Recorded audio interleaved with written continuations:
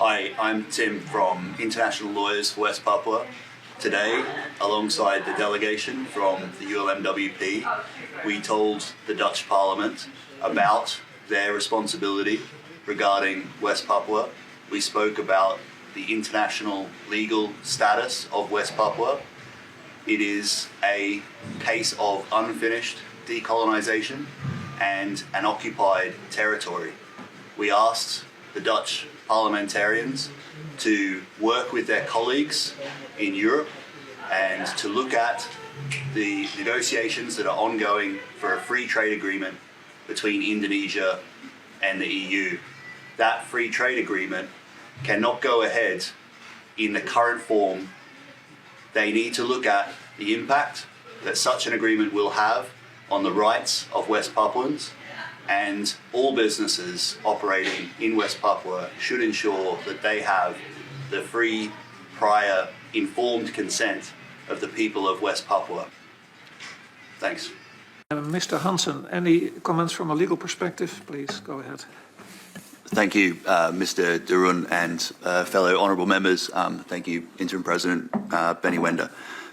I'm here to speak hopefully briefly on behalf of International Lawyers for West Papua. We are a network of lawyers around the world who provide advice to the ULMWP and to the Free West Papua movement. We have members here in the Netherlands, in the UK, in Indonesia, in Australia, Ghana, Nigeria. And the reason why we have that support from across the world, including prominent jurists, former judges, human rights solicitors, the reason why we have that support is that the international law situation in West Papua is very clear, and it's very horrific, and it's quite blatant. So under international law, West Papua is a case of incomplete decolonization and a case of occupation. And it is also a place of ongoing human rights violations. Very briefly, in terms of why that is the case. So a treaty between the Netherlands and Indonesia was noted by the UN in 1962. A pretend referendum of barely over 1,000 people, again, was noted by the UN in 1969. And the reality is that West Papua has never exercised their international law, their legal right to self-determination, to exercise their right to self-determination. And what happened in the 1960s was a violation of the sacred trust and obligation under Article 73 of the UN Charter. It was a breach of Indonesia's treaty obligations under the Charter and of the 1962 treaty that's known as the New York Agreement. Recognizing that historic decolonization of West Papua is incomplete, under international law, West Papua should be a matter for the UN Decolonization Committee. Alternatively, or simultaneously, the UN General Assembly should ask the International Court of Justice for an advisory opinion about the situation in West Papua. That big picture is important, but there are also smaller steps that can be taken today to improve the lives of people in West Papua. A visit by the UN High Commissioner for Human Rights is long overdue. The delays mentioned by Mr. Alex Sobel are highly unusual.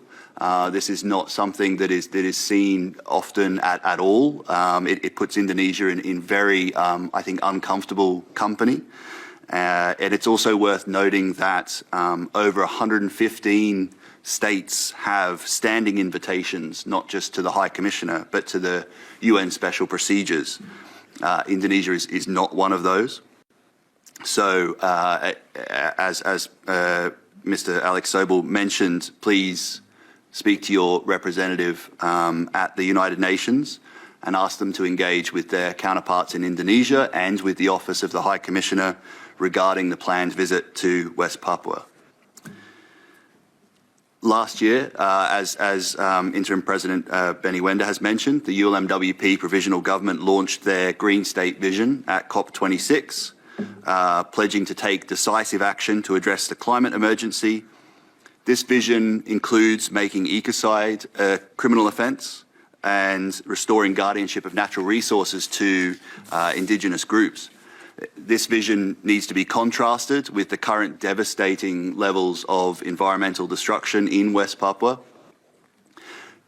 Since 2001, millions of euros have been sent by the EU for Indonesian use in West Papua, as mentioned earlier.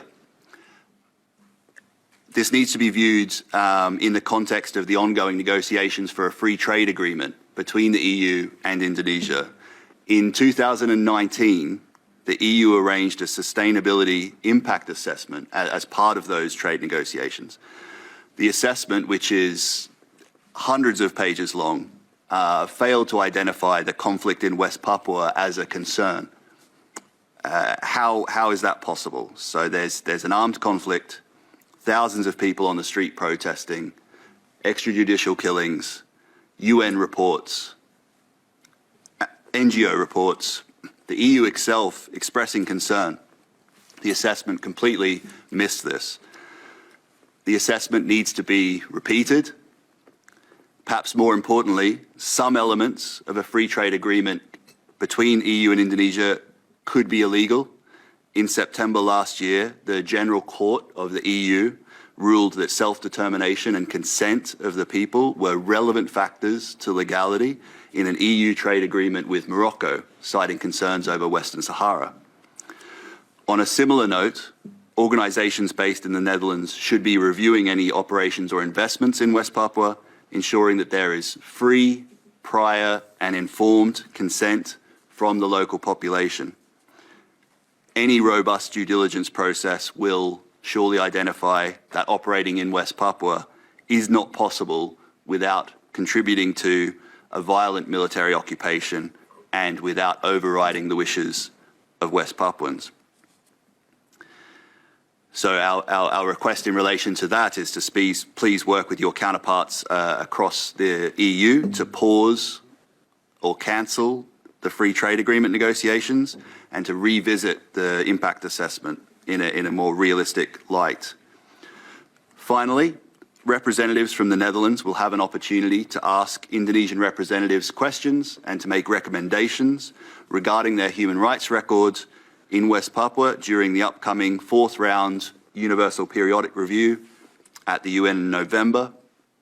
Recommendations to Indonesia can be made by other states.